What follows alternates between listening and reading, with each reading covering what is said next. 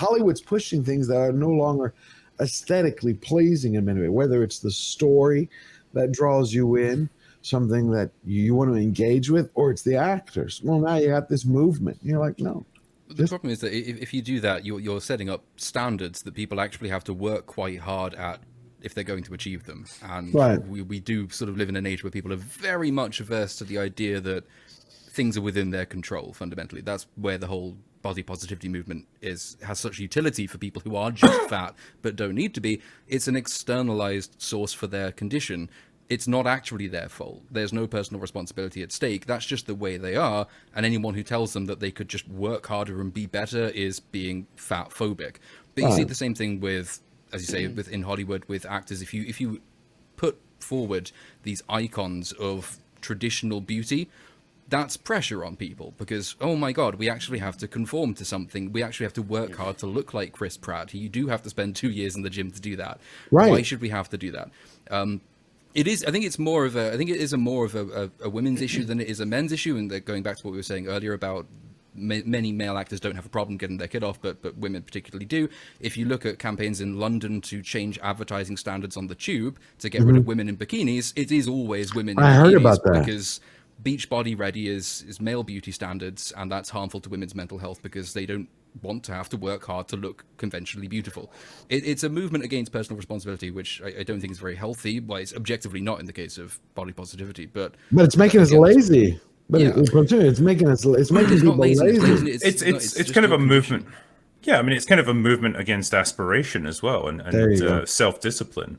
Because no one's saying like you need to look like freaking Thor. Right. Or something like that. Like you should be like insanely ripped, but like there's a sort of baseline of like, if you sweat when you're walking up a flight of steps or something, you're out of breath. It's like you should probably get in better shape. Yeah. That's just for your own like survival. You will live longer and you'll be happier if you're like that.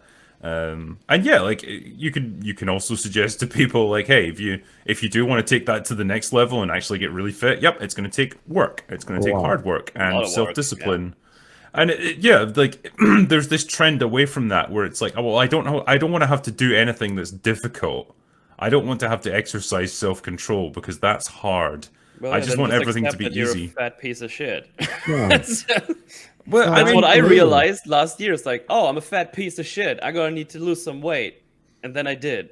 You can either accept it or you can fix it. But I guess what you shouldn't be doing is pretending that it's okay and just sitting in that middle ground where it's like, I'm going to pretend that everyone should just be like this. And nobody should have to do anything challenging or difficult because that's not really how you should approach life. No. Well, imagine it. You write books.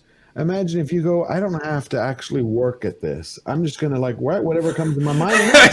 I'll just like smack my head against the keyboard for like half an hour. And you turn and you go, there it is. What's wrong? That's perfect. It works for J.J. Abrams. It will work for you as well.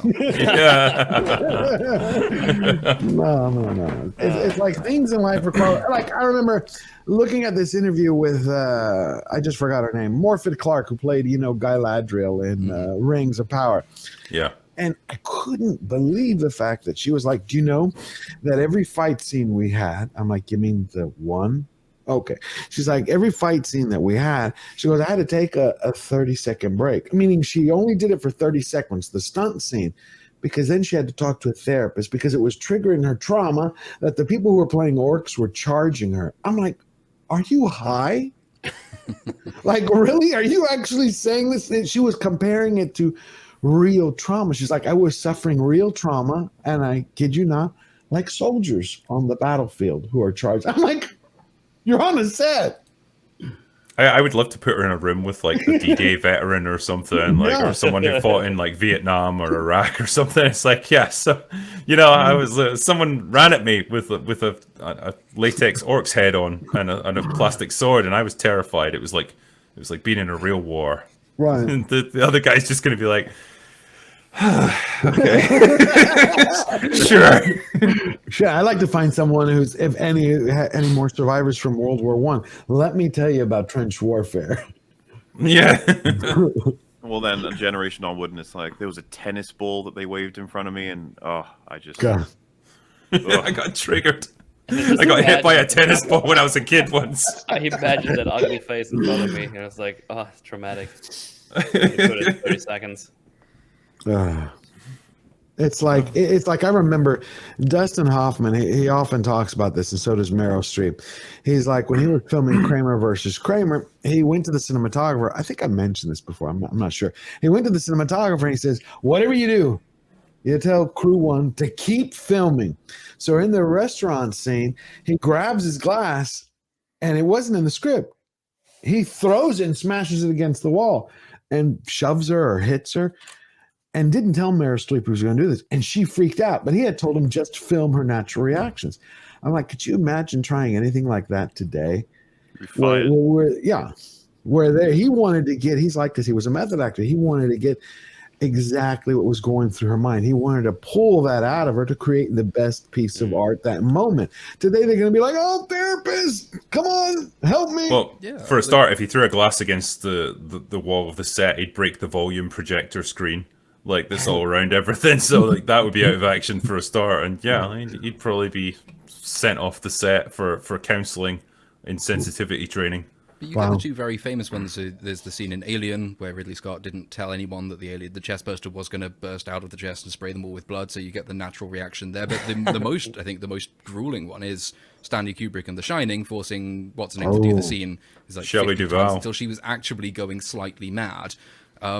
I think her hair started falling out because she was getting so stressed. Oh no! You don't get that anymore. The problem with pampered actors is that pampered actors don't give good performances. You need that sort of believability occasionally, and if you are in an incredibly privileged position to earn millions of dollars from performing on screen, playing pretend people, maybe you should actually accept that, you're going to have to go above and beyond because you're so lucky in every other area of your life. You should be put through some difficulty sometimes. If that's the best thing for your art, that's what you do. It's what you're there for. It's what you're paid for. But no, now it would be, you have the Alien scene, and as you say, everyone would go away for counselling after that, because how dare Ridley Scott even do it? But Ridley Scott wouldn't do it because he would know that they would all have to go away from counselling. So then you wouldn't get that scene anymore. I mean, you get elements of that in some productions these days. Like, was it not notoriously difficult for Leonardo DiCaprio when he was making The Revenant? Mm-hmm. He put himself intentionally through a lot of the hardships of the character. And you could perhaps argue that, God, it was just him desperately chasing that Oscar and just doing everything in his power to, like, make it more authentic for himself. But yeah, like, there's still people, I guess, out there who are dedicated to their craft in that way. It's just, you're seeing it less and less in these mainstream blockbuster movies, because it's too difficult. Too much work. You said it. Yeah. A few minutes ago, they don't want to work for anything. That requires commitment.